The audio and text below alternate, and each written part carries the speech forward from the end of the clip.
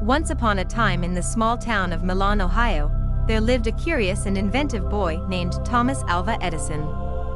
Thomas was a lively child, always brimming with questions and an insatiable hunger for knowledge. From an early age, his relentless curiosity often led him into all sorts of adventures and experiments. Thomas was the youngest of 7 siblings, born to Samuel and Nancy Edison on February 11, 1847. His family recognized his inquisitive nature and encouraged his explorations.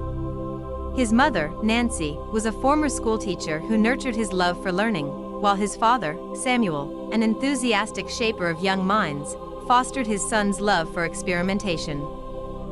From the moment he could toddle around, Thomas was a whirlwind of activity, constantly examining objects, taking them apart, and trying to put them back together.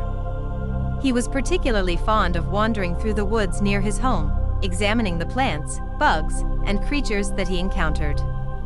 He collected anything he found intriguing, a habit that made his mother shake her head but brought a spark of excitement to Thomas's eyes.